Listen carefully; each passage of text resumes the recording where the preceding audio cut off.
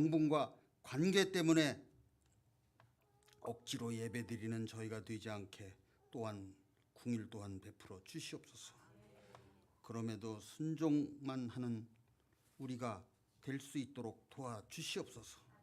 우리가 일이 약하고 추해도 주 앞에 나오라 부르시고 힘을 더하시며 씻어주시는 주님 앞에 나온 것만으로 만족하지 말게 하시고 이웃과 함께 주님을 부르며 씻김의 은혜를 사모하는 백성들 또한 되게 하여 주시옵소서. 주님, 기도할 때 회개케 하시고 말씀을 들을 때 깨달음이 있게 하셔서 말씀을 의지하게 하여 주시옵소서. 주님, 오늘도 출애굽기 말씀을 들고 나오신 단위에 서신 임철 목사님을 기억하시고 피를 토하는 심정으로 저희들을 독려하시는 목사님, 늘 사랑으로 성령으로 감싸 주시옵소서. 메마른 심령에 단비가 되시는 말씀이 되게 하시고 이 가을에 풍성한 결실을 맺는 자리로 나아갈 수 있게 하여 주시옵소서. 예배를 돕는 손길들을 기억하시고 저들의 수고의 흔적을 하늘의 신령한 은혜로 채워주시리라 믿습니다. 예배의 시종을 모두 부탁하며 살아계신 예수 그리스도의 이름으로 감사하며 기도드렸습니다.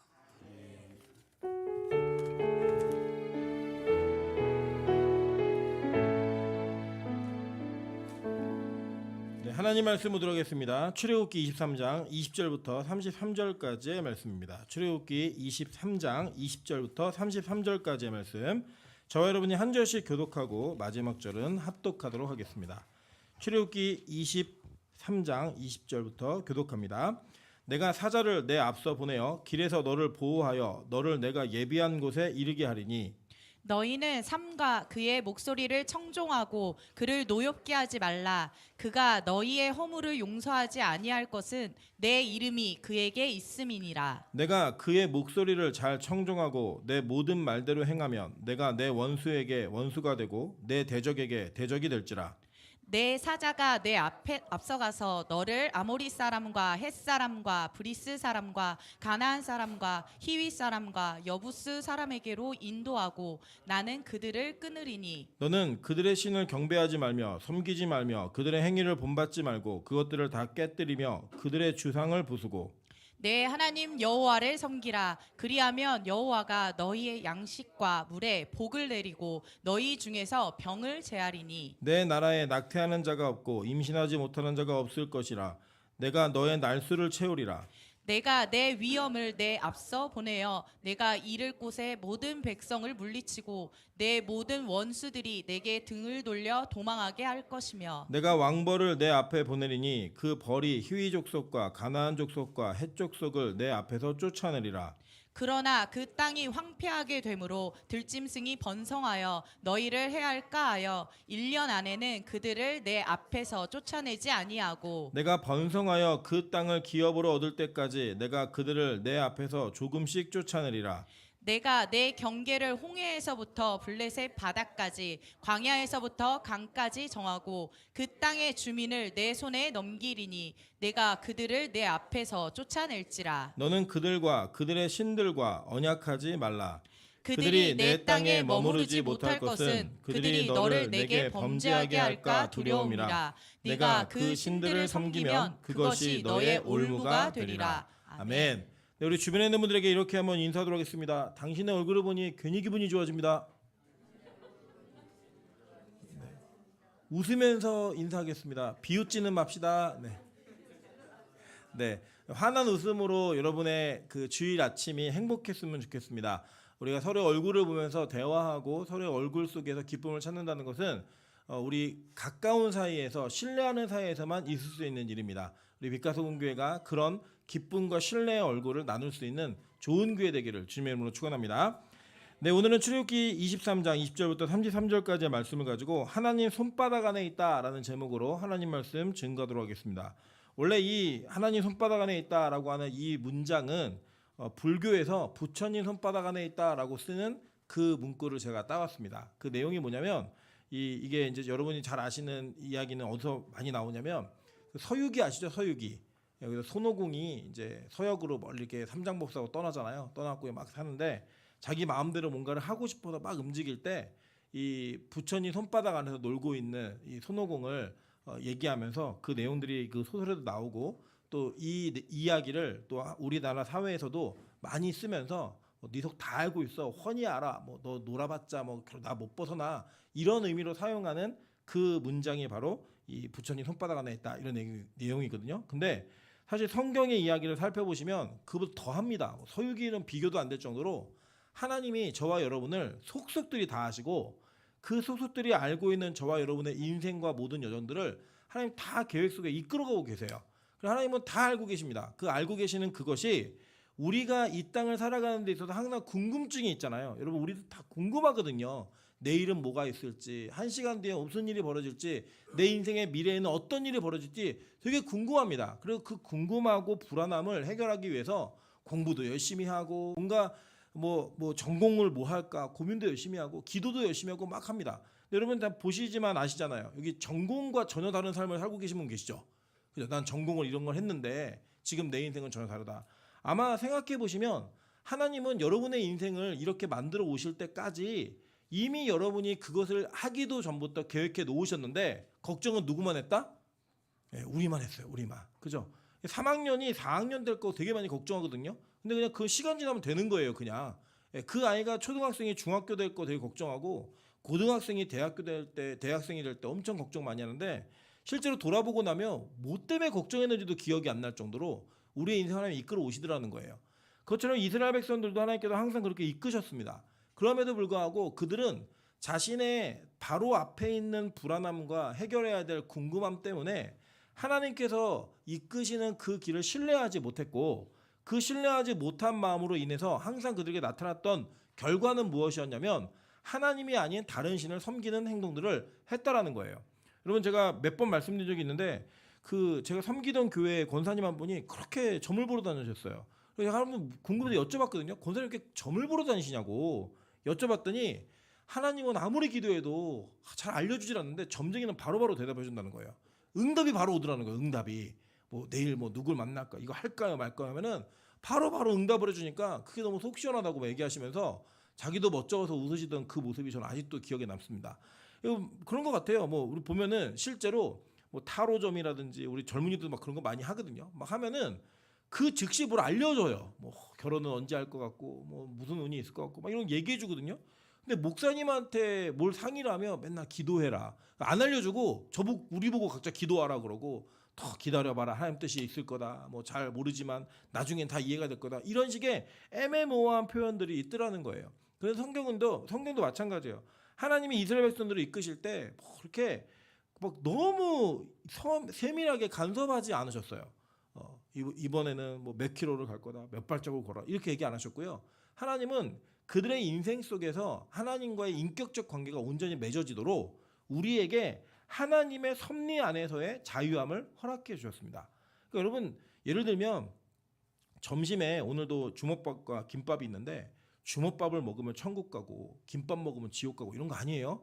전혀 문제가 되지 않는, 오늘 짬뽕 먹을까 짜장 먹을까 이걸 먹는 거에 따라 하나님 뜻을 행했는지 안 행했는지 이게 결정되는 것도 아닙니다. 그런 걸 뭐라고 얘기하면 그걸 숙명이라고 얘기하는 거고, 하나님의 그 예정과 섭리는 분명한 목적 속에 이루어지는 거예요. 구원의 목적, 하나님의 영광의 목적, 이런 목적에 따라 이루어지는 것. 여러분이 짬뽕 드셨다고 하나님께 영광이 돌려지지 않아요. 짜장 먹었다고 영광이 사라지지도 않고요. 그런 걸로 하나님은 우리의 삶을 간섭하시는 분이 아니시고, 여러분의 인생의 구원의 역할을 이끄시는 데 있어서 그 분명하고 특수한 계획이 있더라는 거예요. 저는 오늘 이 본문 속에 우리가 읽은 내용이 좀 길게 읽었지만 하나님의 명령과 약속이 있는데, 이 내용을 잘 읽어보시면 아주 재미있는 위치에 이 본문이 쓰여져 있습니다. 여러분, 이렇게 우리 교회가 이렇게 한 절 갖고도 어떤 때 단어 하나 갖고도 막 설교를 하다 보니까 쭉 길게 보시는 그 전체 숲을 잃어버리시면 이게 내가 어디까지 와 있지 이걸 잘 모르실 수가 있어요. 그러면 다 기억을 되짚어 보시면, 제 이스라엘 백성들이 출애굽을 한 이후에 19장까지는 시내산 도착하는 일, 거기까지 열심히 간 거예요. 그 시내산에 가가지고 머무르면서 하나님의 영광의 임재를 받죠. 그 임재를 보고 난 다음에 하나님이 해주신 일이 뭐냐면 20장부터 율법이 조문으로 주어지게 됩니다. 그리고 그 출발이 뭐냐? 십계명이었어요.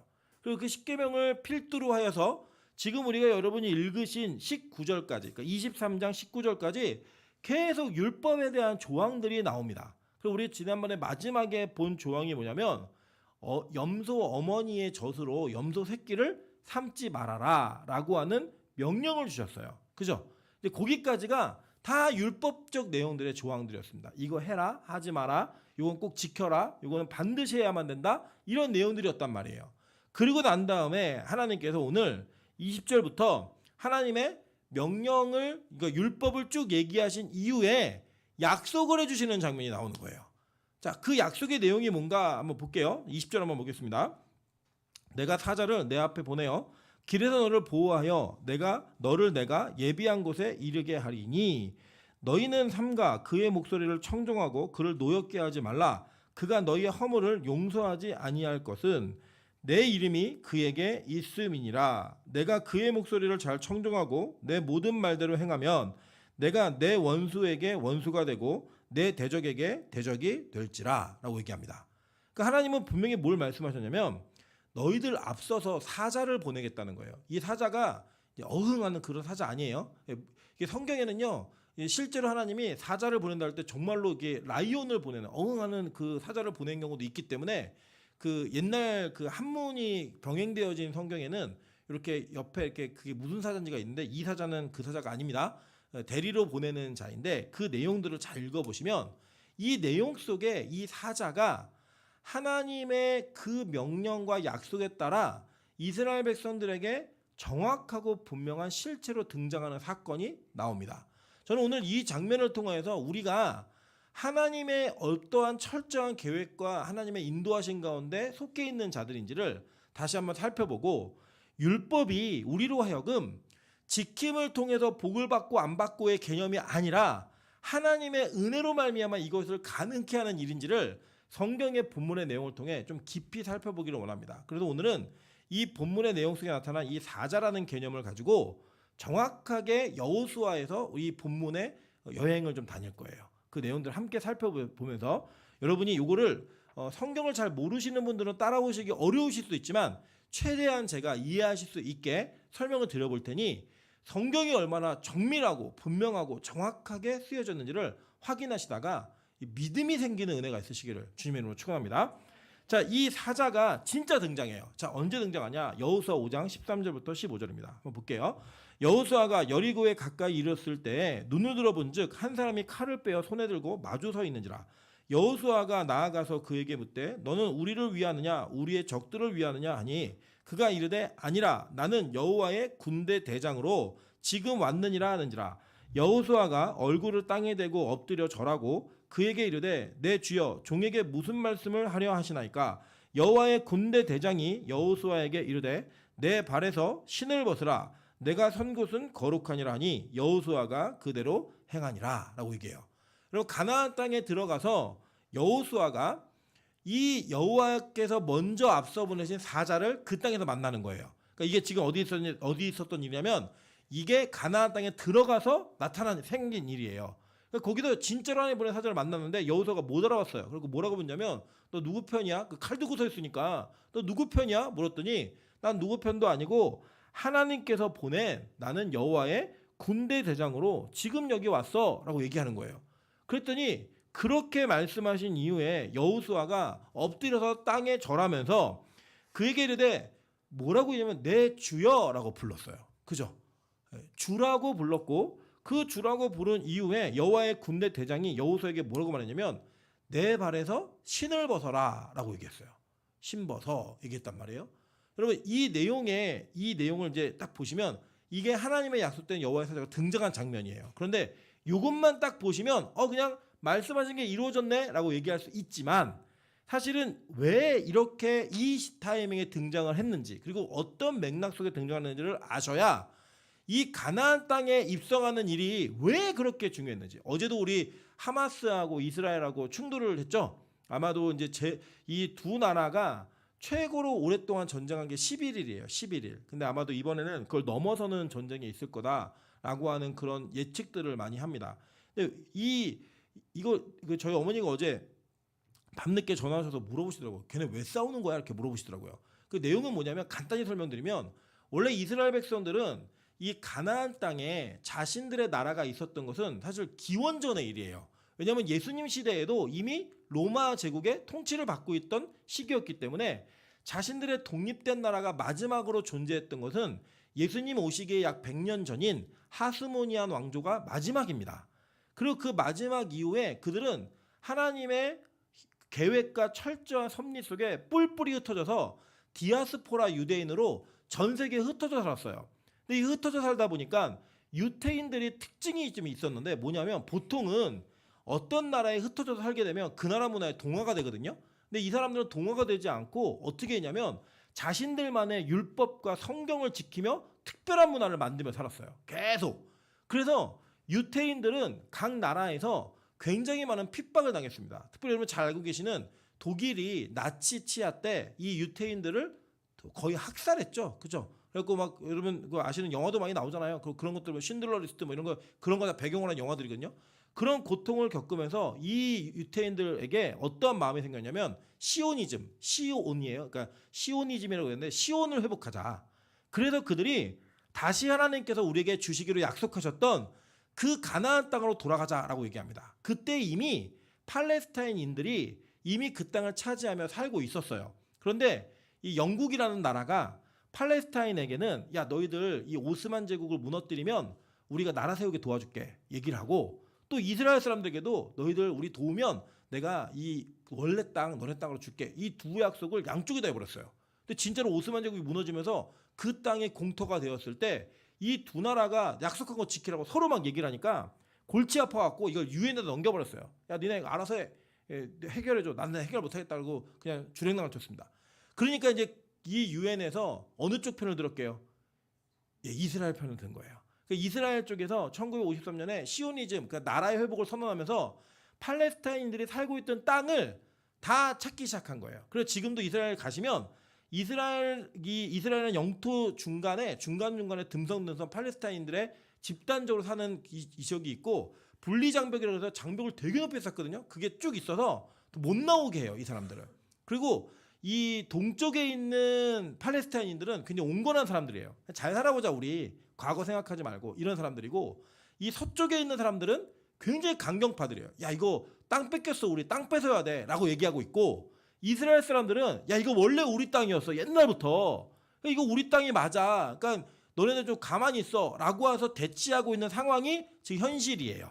그러니까 이제 하마스가 잘못했냐 뭐 이스라엘 잘못했냐 이렇게 말하는 것은 사실 우리 제3자 입장에서 참 어려운 문제이고 이게 뭐가 옳다 그러다 얘기할 수 없는 문제이지만 이스라엘 사람들이 굳이 이 땅에 왜 이렇게 집착을 하는가?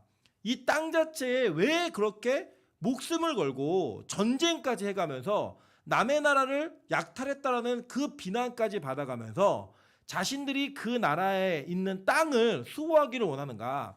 이 내용들은 사실은 이 구약 성경에 대한 신약까지 넘어오지 못한 구약 성경에 머물러 있는 한계 속에 나타나는 일입니다. 왜냐하면 하나님은 이스라엘 백성들에게 가나안 땅을 주셨어요. 근데 주셨는데 이걸 주신 것은 단지 이 땅의 영토의 개념으로 주신 게 아니라 천국에 대한 모형으로 주신 거예요. 그래서 그 땅에 살면서 진짜 하나님께서 약속하신 천국이라는 실체를 온전히 이해하라고 주신 땅을 그들은 아직 신약까지 천국의 개념으로 연결짓지 못하니까 아직도 그 땅이 그들에게 성지인 거예요. 말 그대로 거룩한 땅이고 자신들은 성민인 거예요. 그래서 그 땅에 대한 개념과 그 땅에 대한 집착이 우리가 볼 때는 너무 심하다. 어떻게 저렇게 막 지금 이제 보시면 로켓탄 막 어제 막 수천 발 쐈잖아요. 앞으로 이 이스라엘 정식 부대에 하마스 학살의 전쟁이 시작될 겁니다. 잘 보시면 무기로는 게임이 안 돼요. 이미 이스라엘 핵을 가지고 있는 나라이기 때문에 전투력을 측정할 수 없는 나라예요.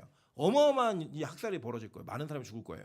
그런데 그런 내용들이 왜 그렇게 진행되고 있는가? 바로 이 하나님의 땅에 대한 오해 때문에 그런 일이 벌어진다는 거예요.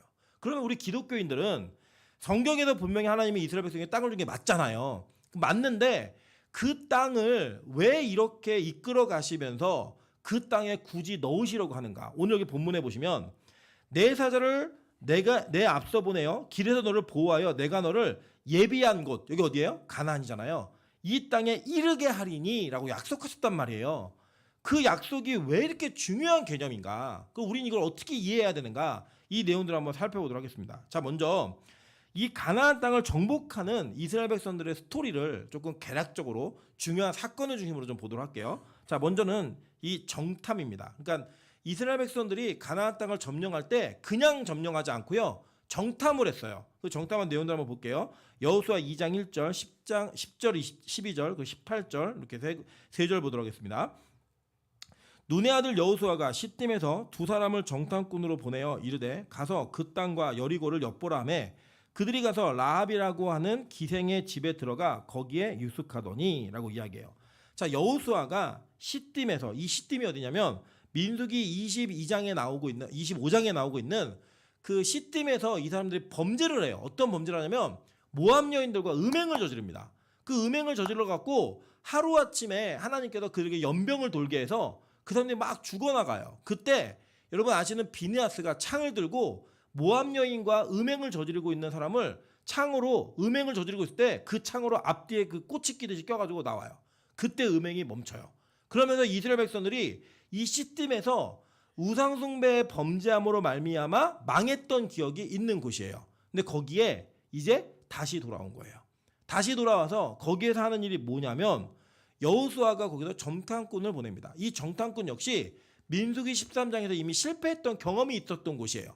이 민수기 13장에서 어떻게 하냐면 정탐꾼을 12명을 보냈더니 그중에 2명은 전쟁에서 이길 수 있다 얘기했고 10명은 안 된다 얘기했어요. 근데 이 안 된다고 하는 10명의 의견이 전체 60만, 그러니까 군사들만 60만이에요. 60만에게 퍼져가지고 200만이 넘는 인원이 다 우리 망했다라고 밤새도록 울었습니다. 그 운 기억으로 그 울었던 사건으로 인해 하나님이 너희들 40일 동안 정탐하고 밤새 울었지, 그리고 다 죽는다고 얘기했지, 니들이 말한 그대로 내가 해줄게. 그래서 너희들 40년 동안 방황할 거고 이 40년 동안에 그때 울었던 20살 이상은 다 죽어 얘기하셨어요. 다 죽은 거예요, 진짜로. 그런 일이 벌어졌어요. 그리고 난 다음에 다시 와서 여호수아는 2명만 보내요. 이 12명이 옳은 게 아니다. 딱 2명만 보냈는데 누구 보냈을까요?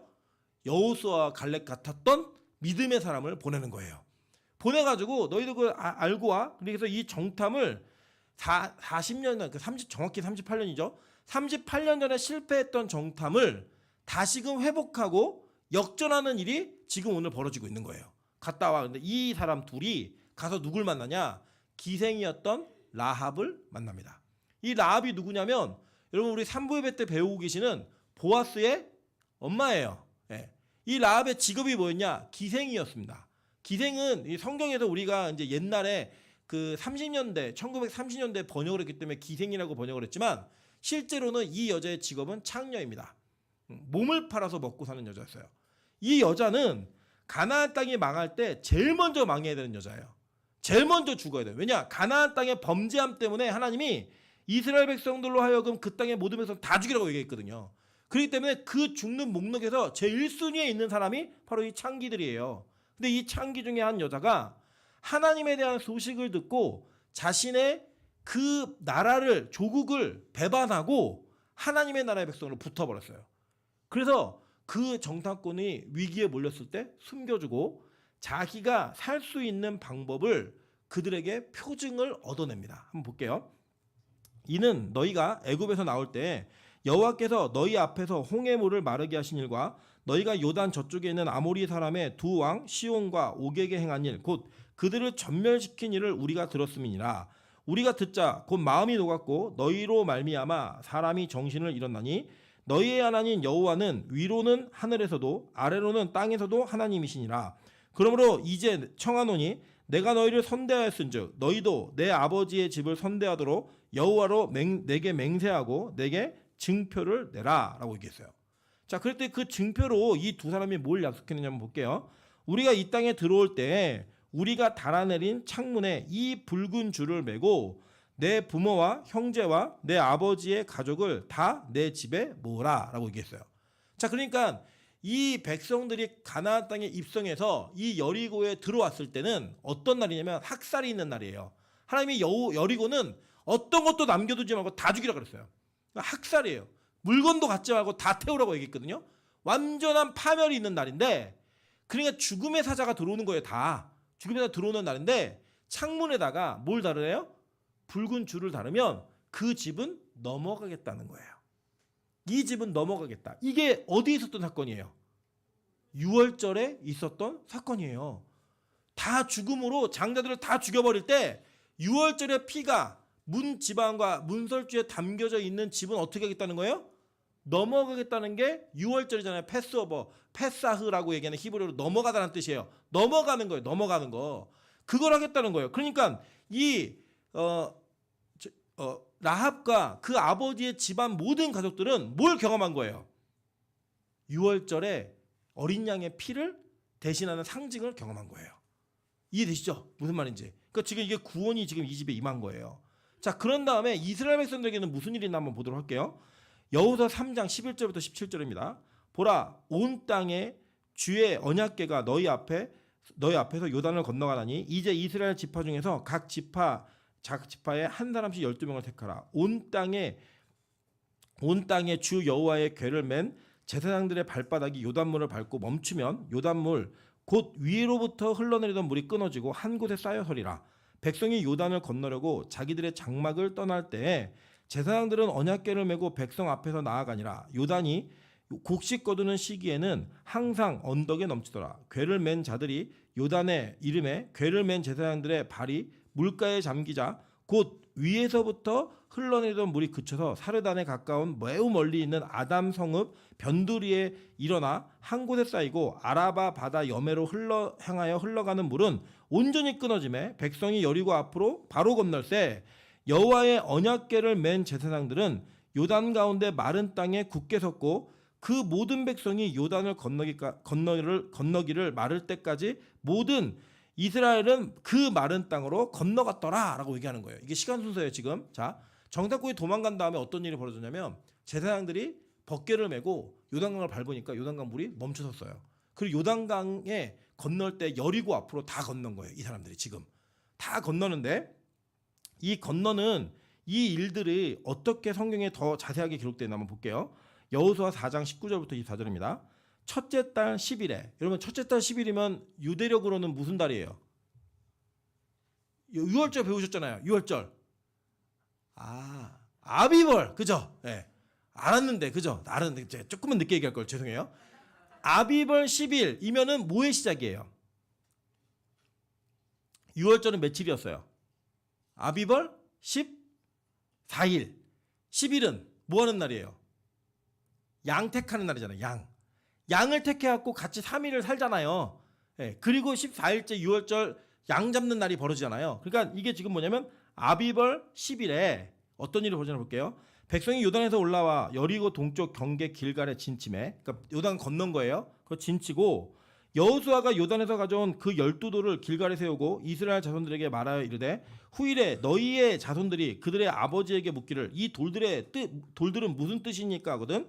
너희는 너희의 자손들에게 알게 하여 이르기를 이스라엘이 마른 땅을 밟고 이 요단을 건넜음이니라. 너희 하나님 여호와께서 요단물을 너희 앞에서 마르게 하사 너희를 건너게 하신 것이 너희의 하나님 여호와께서 우리 앞에 홍해를 말리시고 우리를 건너게 하신과 같았나니 이는 땅의 모든 백성에게 여호와의 손이 강하신 것을 알게 하며 너희가 너희 하나님 여호와를 항상 경외하게 하려 함이니라 하라라고 얘기했어요. 자, 이게 뭐냐면 이 여호수아는 홍해를 건넌 사람이에요. 그죠? 그리고 홍해를 건널 때 20세 이상이었던 모두는 다 죽었어요.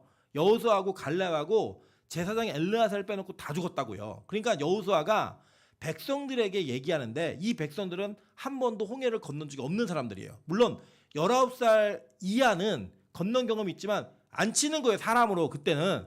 그러니까 이 사람들이 처음으로 이걸 건너면서 이 건넌 사람들에게 얘기할 때 뭐라고 얘기하냐면 우리는 홍해를 건넜고 그것과 동일하게 너희들은 요단을 건너는 거야. 이게 똑같은 사건이야 라고 지금 여호수아가 하나님께 받은 말씀을 백성들에게 가르치고 있는 거예요. 자, 이해되셨죠? 자, 그래도 여기 보시면 제가 간지에 그림을 넣어드렸어요. 이 그림은 전 세계에 딱 하나밖에 없는 그림입니다. 왜냐? 은시경제가 그린 그림이에요. 네. 자, 왼쪽에 있는 그림을 보시면 이 왼쪽에 있는 그림은 자, 이게 무슨 사건을 그려놓은 것 같으세요? 예, 뭐 롤케이크 뭐 이런 거 얘기하지 마세요. 예, 홍해를 건너는 사건이에요. 그 홍해 건너는 사건은 바다가 양쪽으로 갈라졌고 그 갈라진 바다를 건넜어요. 그죠? 그 이 건너는 방향이 이 지금 사람이 조금 건넌 데 있죠? 예, 그쪽이 어디냐면 그쪽이 이제 동쪽이에요. 예, 그리고 이쪽이 서쪽이에요. 그러니까 동에서 서로 건너고 있는 거예요, 지금. 아, 죄송해요. 서에서 동으로. 죄송합니다. 서에서 동으로. 자, 반대로 오른쪽에 있는 그림을 보시면 여러분 잘 안 보이시겠지만 중간에 벗개를 맨 제사장들이 혹시 보이세요? 예. 그리고 그 앞에 돌 보이세요? 돌? 예. 이 돌은 어떻게 했냐면 성경 말씀 제대로 자세히 읽어보시면 밖에 있는 12개의 돌을 가져다 여기다 놓고요. 여기 안에 있는 그 요단강 밑에 깔려 있었던 12돌을 가져다가 갖고 나와가지고 아까 이 3장에서 돌 세워놓고 이게 뭐예요? 물으면 하나님이 너희들 이거 홍해 건너게 하신 것처럼 요단강 건너게 하셔서 이거 가르치라는 거예요. 그걸 하는 게 12개 돌이 거기 있는 거예요. 예. 그래서 지금 저쪽에 그러니까 위쪽이 지금 동쪽이에요. 예. 아래쪽이 서쪽이에요. 그래서 이제 가나안 땅으로 들어오고 있는 거예요. 지금 이 사건을 통하여 하나님은 이 가나안에 들어가는 백성들이 홍해를 건너서 세례를 받는 것처럼 요단강을 건너면서 뭘 받게 하신 거예요? 세례를 받게 하시는 거예요. 그리고 그들이 이 구약 시대는 세례가 없었잖아요. 그걸 유월절 그리고 그 유월절을 지키면서 할례 이것들로 다 이해했다고요. 구약의 할례가 신약의 세례로 넘어와요. 알고 계시죠? 이거는 예, 바뀌는데 지금 그 일들이 행해지는 것들을 하나하나 차근차근 밟아가고 계신 거예요. 한번 볼게요. 여호수아 5장 1절 한번 볼게요. 요단 서쪽에 아모리 사람의 모든 왕들과 해변의 가나안 사람의 모든 왕들이 여호와께서 요단물을 이스라엘 자손들 앞에서 말리시고 우리를 건너게 하셨음을 듣고 마음이 녹았고 이스라엘 자손들 때문에 정신을 잃었더라 라고 얘기해요. 자, 아까 라합이 뭐라고 얘기했냐면 야, 니들이 홍해를 마르게 하신 그 하나님이 너희들 시온왕과 바산왕을 망하게 하고 이런 걸 우리 듣고 마음이 녹았고 간담이 녹고 마음이 무너졌어 얘기했잖아요. 똑같이 얘기하는 거예요 지금. 그러니까 이 요단강을 건너는 사건이 주변에 나타난 영향이 뭐냐면 홍해를 건널 때와 똑같은 반응을 불러일으켰다는 거예요. 즉 하나님은 지금 이스라엘의 2세대들에게 1세대들이 했던 그리고 1세대를 통해 일하셨던 그 일들을 그대로 일하고 계신데 그게 구원의 사건과 너무나 밀접한 상징이 되는 사건을 똑같이 경험하게 하시는 거예요. 자, 왜냐하면 가나안 땅은 뭐의 상징이라고 했죠? 아까? 천국의 상징이기 때문에 이 천국에 갈 수 있는 방향, 즉 우리가 구원을 받는데 필요한 구원의 원리가 지금 이 사건 속에 그대로 담겨져 있는 거예요. 잘 따라오고 계셔야 돼요, 지금. 예, 잘 따라오고 계시죠? 자, 근데 볼게요. 그 건넌 다음에 하나님 뭘 시켰나 이게 시간 순서 그대로입니다. 여호수아 5장 2절부터 3절, 9절과 12절 보겠습니다. 그때 여호와께서 여호수아에게 이르시되 너는 부싯돌로 칼을 만들어 이스라엘 자손들에게 다시 할례를 행하라 하시매 여호수아가 부싯돌로 칼을 만들어 할례산에서 이스라엘 자손들에게 할례를 행하니라 라고 얘기해요. 왜냐? 40년 동안 이들은 할례를 받지 못했어요. 그러니까 할례를 받으라고 하는데 아주 특이하죠. 뭐라고 하냐면 하나님이 구체적으로 할례에 쓸 도구까지 지정해 줬어요. 자, 무슨 돌이에요? 부싯돌로 칼을 만들라. 부싯돌이 뭐예요? 부싯돌. 불 붙이는 돌이잖아요. 이렇게 팍 옛날에는 이렇게 돌 이렇게 불 붙였다고요. 예, 탁탁탁 해갖고 불을 붙이는데 그 불을 붙이는 돌로 칼을 만들어서 이걸로 뭐를 하래요? 할례. 할례가 뭔지 아시죠? 남자의 성기 끝에 있는 표피를 잘라내는 일을 하라는 거예요. 그 할례를 부싯돌로 칼을 만들라고 분명하게 이야기하셨어요. 자, 그러니까 이거 뭐냐면 불칼이에요. 이게 불칼. 불내는 칼인 거죠. 그러니까 이걸로 할례를 행하는 이 장면이 지금 하나님께서 홍해를 건너서 세례받은 자들에게 구약적인 세례를 몸의 표징으로 남기시는 일이 있는 거예요. 왜냐? 언약의 백성으로 삼기 위해서 이 일이 벌어졌어요. 계속 볼게요. 여호와께서 여호수아에게 이르시되 내가 오늘 애굽의 수치를 너희에게서 떠나가게 하였다 하셨으므로. 애굽의 수치가 뭐예요? 애굽의 종이었잖아요. 네, 종이었잖아요. 예를 들면 여러분 우리가 흔히 하는 욕 중에 이 상놈의 집안 이런 욕을 하잖아요. 왜 그게 욕이죠? 조상들이 너희들 노비 생활했던 사람들이야. 이 얘기가 아니에요. 근데 이스라엘 백성들이 지금 뭘 하고 있었어요? 애굽에서 종이었다고, 노예였다고요. 그 노예 생활을 했던, 그래서 양반집이다 뭐 상는주의다 구분하듯이 지금 그 수치를 하나님께서 너희에게서 떠나가게 하겠다는 거예요. 즉 이 땅에 살면서 우리가 죄의 종으로 종노릇했던 노비의 생활을 이 구원의 땅에 들어가는, 구원의 상징의 땅에 들어가는 장면을 통하여 그 수치를 떠나보내게 하겠다라는 거예요. 그래서 이 길갈이라는 뜻이 뭐냐면, 길갈에서 이걸 생각하거든요. 굴러가다라는 거예요. 예, 굴러가다. 그래서 우리 다 굴러가는 거예요.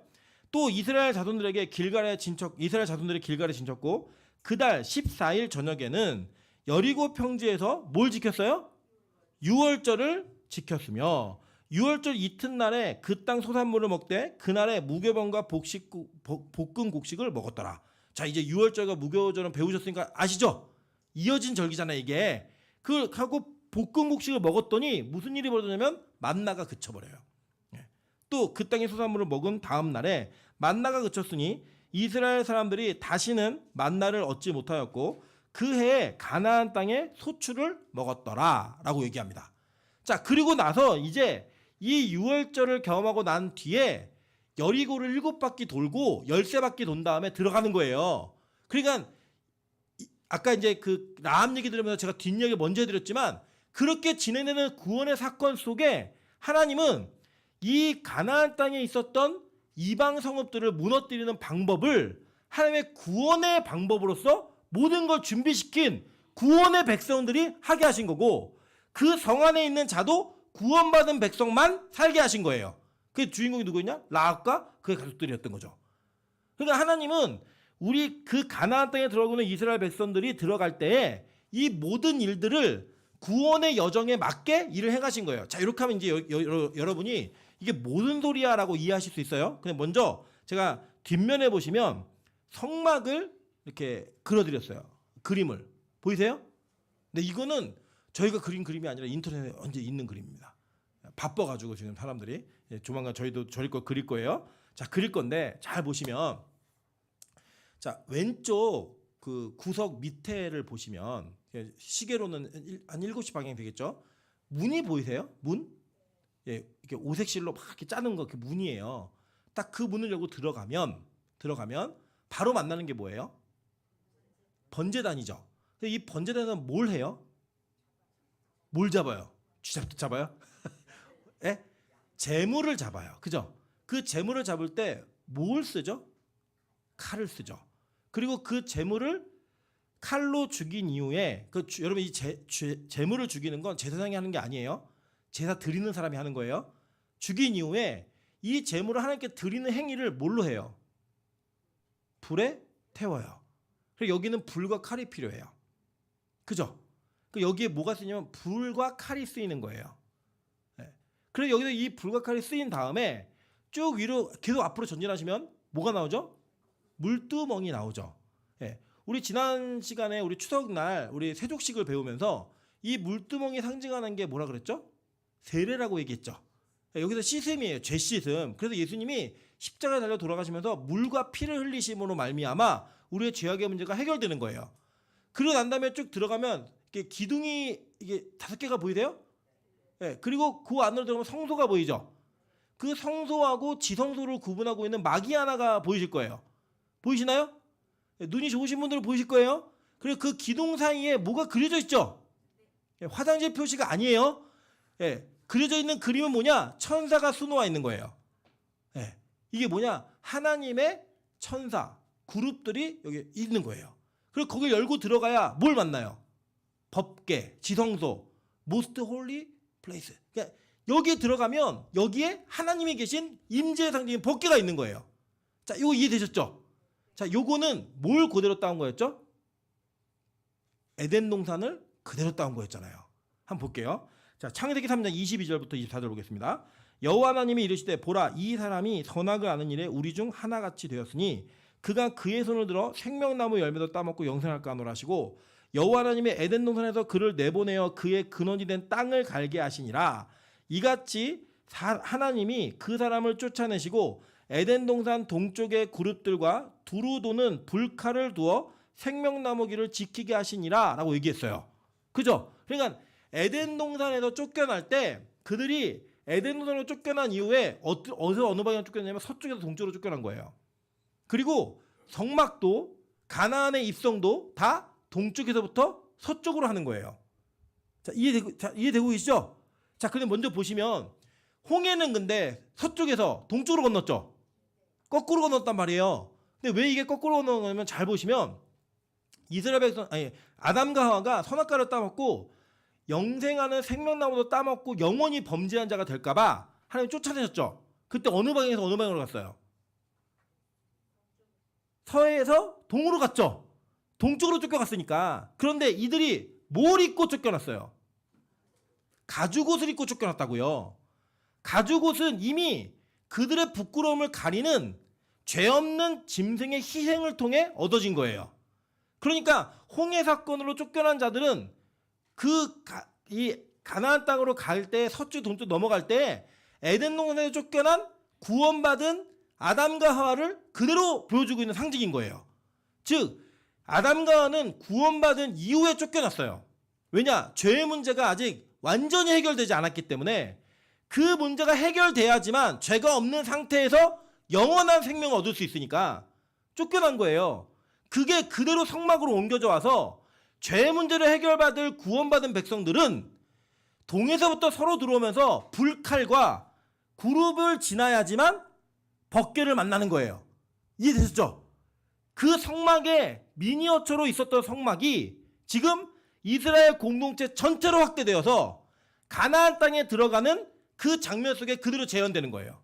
그래서 요단강도 건너면서 세례를 받고 그 물두멍, 그죠? 그 유월절 지켰고, 그죠? 그리고 부싯돌로 뭘 했어요? 불칼로 할례를 했잖아요. 그죠? 찢겨짐, 상함, 이 모든 것들을 신약으로 넘어오면 뭐예요? 예수 그리스도의 십자가 위에서 쪼개지심, 그 받을 세례, 할례를 받으시잖아요. 그게 뭐예요? 십자가에서 돌아가시는 자기 몸을 찢어서 그 제물이 되심으로 말미암아 우리 죄가 속죄되어지는 그 은혜가 그대로 성취가 되는 게 바로 신약과 구약까지 쭉 연결되어지는 구원의 하나님의 여정의 스토리인 거예요. 여기 안에 구원받을 백성들이 다 움직이는 거예요. 다. 그대로. 이끄시는 대로. 구름기둥, 불기둥 다 움직이는 거예요. 여러분 재밌는 장면이 뭐냐면 쫓김을 받은 자들이 너 땅 갈아 이거 얘기했잖아요. 그죠? 땅 갈아 얘기했어요. 그러니까 지금 이 볶음국식을 먹는 이스라엘 백성들은 앞으로 뭘 해야 돼요? 이제 만나가 아닌 농사를 져서 땅을 뭐 해야 돼요? 갈아야 된다고요. 근데 이 땅을 갈다라는 히브리어가 아바드라는 단어인데 이게 뭐냐면 예배하다라는 단어예요. 경작하다, 예배하다, 섬기다 이런 단어라고요. 그 단어로서 그들이 이제는 그 땅에 들어가서 뭐 하는 거예요? 예배해야 먹고 사는 일이 생기는 거예요. 그리고 이 요단강을 건널 때는 언제냐면 보리추수 때예요. 보리떡 뭐예요? 예수님이 오병이어의 기적을 행하실 때 그 오병이 무슨 떡이에요? 보리떡. 그걸 먹이시면서 뭐라고 얘기하세요? 내가 생명의 떡이다 라고 얘기하셨잖아요. 그 모든 일들이 그냥 구약에 있었던 사건들이 그대로 시작으로 성취가 되는 거예요. 안 신기하세요? 이게 성경이 우리에게 그냥 옛날 사람들이 써놓은 고문서가 아니고 하나님의 구원의 계획에 맞추어서 철저하게 하나님의 손바닥 안에 구원받을 사람들을 다 놓으시고 그 계획과 뜻대로 움직이게 하셔서 예배를 드리게 하시는 거예요. 그 과정대로 움직이게 하시는 거라고요. 여러분이 믿은 게 아니라 여러분이 선택한 게 아니라 하나님의 철저한 은혜와 섭리 속에 여러분을 이끌고까지 이끄신 거예요. 어제 저희 아내가 그런 얘기 하더라고요. 무슨 얘기를 하다가 자기가 눈 감기 전에 죄를 짓고 눈 뜨면서 죄를 졌대요. 네. 그렇게 얘기하면서 뭐라고 얘기냐면 자기는 원장님 같은 시어머니를 안 만나고 저 같은 목사를 안 만났으면 자기는 예배 안 드리면서 살 사람이래요. 그 하나님이 자기를 눈이 멀게 해가지고 바가지 머리에 한복 입고 다니는 남자에게 반해가지고 결혼하게 하셨다는 거예요. 제가 생각해봐도 지금 이해가 안 되거든요. 지난번에 원래 그 박매영 원사님은 저에게 항상 호의적이신데 굉장히 불쾌한 말 하시더라고요. 자기는 정말 믿어지지가 않는데요. 왜 사모님이 목사님에게 대시를 했는지 믿어지지가 않는데요. 너무 그걸 진지하게 웃음기가 하나도 없이 심각하게 얘기하시는 거예요. 왜 그런 일이 벌어졌을까? 하나님이 저와 여러분이 왜 이 빛과 소금 교회에 있게 하셨을까? 여기를 오게 하셨을까? 왜 그 시기에 이 교회 안 올 수도 있잖아요. 옆에 영복교회도 있고 새상현교회도 있고 교회들 많잖아요. 왜 우리 부모님은 굳이 이 교회를 택했고 내가 여기 남게 하셨을까? 왜 지금 우리 희태 형제는 저 호주 살다가 일본 살다가 한국에 왔고 왜 여기까지 오게 하셨을까? 말도 안 되는 그런 사건들이 막 벌어져 있는데 다 무슨 계획 속에 있는 거예요? 하나님의 구원의 계획 속에 모든 일들이 그대로 성취될 수밖에 없는 일들로 이루어지고 있는 거예요 지금. 그래서 여러분 이 여호수아가 딱 가나안 땅에 들어가니까 누굴 만나는 거예요? 홍해를 건너서 불칼로 할례 받았잖아요. 건너가지고 딱 거길 건너자마자 만난 사람이 누구냐? 여호와의 군대 장관 그룹을 만나는 거예요. 이게 바로 예수님이거든요. 예수님의 모형이에요. 아까 여기 얘기했잖아. 그거를 하나님이 출애굽해서 율법 받은 애들에게 얘기하고 있는 거예요. 그러면 율법으로 거기 들어가는 거예요? 아니면 이 사자 때문에 들어가는 거예요? 자, 잘 보세요. 지금 출애굽기에 계속 율법 얘기했다고요. 십계명부터 해갖고 율법 막 얘기했어요. 그러고 나서 결국에 명령 속에 약속 속에 하는 얘기 뭐냐면 내가 사자를 앞서 보낼 거야. 그리고 그 사자 때문에 너희가 그 땅에 들어갈 건데 너는 그 사자가 하는 말만 들어. 그 사자 얘기만 들어. 이 얘기한 거잖아요. 그죠? 다시 읽을까요? 기억이 안 나세요? 이 얘기는 그럼 결국에 율법은 지금 우리의 구원에 있어서 율법을 잘 지켜서 구원받을 수 있다는 거예요? 없다는 거예요? 없다는 거예요. 이거는 결국 많은 걸 얘기했지만 그 율법은 우리가 왜 율법으로 천국에 갈 수 없는가를 증명하는 하나의 표식이에요. 그냥 그 율법은 왜 준 거예요? 우리에게 망하는 것이 결정되어 있고 확정되어 있다는 걸 깨닫게 하기 위해 준 거예요. 우리 1부 때도 말씀드렸지만 율법을 다 지킬 수 있는 사람이 있어요? 없어요? 없다고요. 근데 하나 어기면 뭐래요? 율법은 다 어긴 거래요. 그러니까 여러분이 99살까지 선하고 율법 잘 지키고 살다가 마지막 100세에 요양병원에 있는데 간호사가 자꾸 닌기를 찌르다가 여러 군데 찔러서 그 간호사 미워하면 평생을 율법을 어긴 자로 죽는 거예요. 이해되세요? 무슨 말인지? 여러분이 평소에는 야, 저 사람 법업지도 할 사람이야. 정말 착한 시어머니야. 뭐 착한 며느리야. 이런 얘기 듣고 살다가 단 한 번만 아우 저놈의 며느리 때문에 우리 집안 망했어. 이 생각 딱 한 번 하는 순간 모든 평생의 율법을 다 어긴 자예요. 야, 나 저런 시어머니 때문에 나 못 살겠네. 이거 한 번 하는 순간 그동안 10년 동안 착한 며느리였지만 오늘 한 번 그랬다고 용서가 되는 게 아니고 율법은 그걸 다 어긴 사람을 취한다는 거예요. 그냥 취급해버린다는 거예요. 그러면 이 중에 율법 다 지키고 율법 끝까지 지켜낼 수 있는 분 누가 계세요? 안 계시죠? 우리 모두는 다 누구예요? 율법 어긴 자들이에요. 그래서 그들이 율법으로 가나안 땅에 못 들어가는 거예요. 뭘로 들어가느냐? 세례받고 유월절 지키고 거기에서 여호와의 불칼로 부싯돌 칼로 할례 받고 들어가서 천사 여호와의 군대장관 만나서 거기에 그 땅에 들어간다고 성경을 가르쳐주고 있는 거예요. 지금 이게 이해되세요? 그러니까 이 율법을 막 얘기한 이후에 내가 사자를 내 앞서 보내겠다는 이 말은 그때 당시 이게 무슨 말인지 이스라엘 백성은 잘 몰랐지만 그 우리 도울 사람 보내나? 이거였지만 하나님은 철저한 구원의 계획을 다 예정해 놓으시고 그 예정 속에 여러분을 밀어 넣으신 거예요. 아멘. 이게 얼마나 감사한 일인데요. 나는 지금 모르지만 내가 왜 여기서 이렇게 졸면서 예배드리고 있지? 나는 이거 오기 싫었는데 왜 여기 와서 예배드리고 있지? 여러분 안에는 여러 가지 갈등과 막 이게 뭐 있으시겠죠. 그런데 하나님의 구원의 계획이 이미 여러분에게 작동하고 있는 거예요. 그래서 여러분이 여기서 예배 드리시고 계신 거예요. 네. 우리 교회에 그런 사람들이 되게 많아요. 대표적으로 우리 소진이, 모예나 이 두 사람은 우리 교회에서 면죄부를 줘야 돼요. 면죄부. 어떤 잘못을 저질러도 용서받을 수 있는 면죄부를 주셔야 돼요. 네. 우리 모예나는 아직도 예수를 믿지 않아요. 그래서 모예나가 제일 미안한 게 뭐냐면 자기는 예수를 안 믿는데 교회 와서 밥을 먹는 게 너무 미안하대요. 네. 여러분 우리 모예나가 더 미안하도록 밥을 계속 줍시다. 그리고 모에나 자매는 밥 먹을 때 절대 눈치 주지 마세요. 그거 한 번 눈치 받으면 진짜 상처가 될 수 있어요. 그게 미안해요. 근데 어쨌든 간에 와요. 오늘 왔어요? 네, 오늘 왔어요. 네. 여기서는 못 알아들어요 잘. 그래갖고 저기 어린이 예배를 드리는데 어린이 예배를 드릴 때 모에나 자매가 뭘 하냐면 애들이 뭔가 율동하고 막 이렇게 뭘 하잖아요. 발표 점수를 매겨줘요. 제가 그래서 지금 전사한테 권면을 하나 했어요. 뭘 했냐면 우리 아이들에게 한 주에 한 구절씩 일본어 성경 구절을 외우게 해라.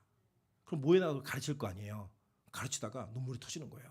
제가 옛날에 말씀드렸잖아요. 저희 이렇게 섬기던 교회 권사님 한 분이 이게 자산이 좀 있으신데 홀로 요양병원에 가셨어요. 한 제가 대학교 때니까 한참 전의 일이죠. 근데 이분이 그 당시에 1시간에 10,000원을 주는 알바생을 구한 거예요. 되게 많이 준 거였어요. 그때 당시는 한 4배 정도 주는 그 시급이었어요. 뭘 시켰냐면 요한복음만 읽어주는 거예요. 그냥 병상에 있는 권사님에게 야 요한복음 읽어줘요. 근데 조건은 예수 안 믿는 애여야 돼요. 얼마나 좋아요. 가갖고 병상에서 막 읽는 거예요. 그 요한복음 막 읽다가 자기가 예수 믿고 은혜 받아 눈물을 흘리면 알바 잘려요. 넌 됐다. 그리고 또 안 믿는 애를 또 채용해요. 시급 10,000원을 주면서. 우리 권사님도 돈 많이 모아놓으셨다가 늙으시면 그런 거 하세요. 예. 그래서 그 병상에 누워갖고 전도를 하시는 거예요. 전도를. 조건은 예수 안 믿어야 돼요. 근데 요한복음을 읽어주고 그 요한복음을 읽다가 눈물이 터지면 아, 이제 그만 나와. 그만 나오는 거예요. 그리고 돈을 많이 벌려면 끝까지 참아요. 눈물 참으면서 계속 안 믿고 막 이래야 돼요. 근데 그렇게 전도하는 거예요. 여러분 잘 보세요. 그렇게 하나님께서 구원의 계획으로 안 믿는 자들까지도 믿지 않았던 방에서 맨날 반항하고 저항하고 하나님 부인했던 그 사람들이 어떻게 율법으로 천국을 가요? 저와 여러분 같은 불평과 불만과 죄로 범벅이 된 인생들이 어떻게 율법의 기준으로 천국을 가냐고요. 못 가요. 그걸로 남 정죄하지 마세요. 그래서 율법은요. 내가 하나님 앞에서 죽을 수밖에 없는 백성이구나 확인하는 철저한 하나님의 표지예요. 기준이에요. 기준. 자, 기준. 합당한 사람 손들어. 아무도 못 드는 거죠. 그때 누가 등장해요? 여호와의 앞서 보낸 사자가 등장을 해요. 누구예요? 여호와의 이름이 그에게 있대요. 예수 그리스도잖아요. 그 예수 그리스도의 그 구원의 은혜가 확장되어져서 에덴 동산에서 성막에서 그리고 가나안 땅에서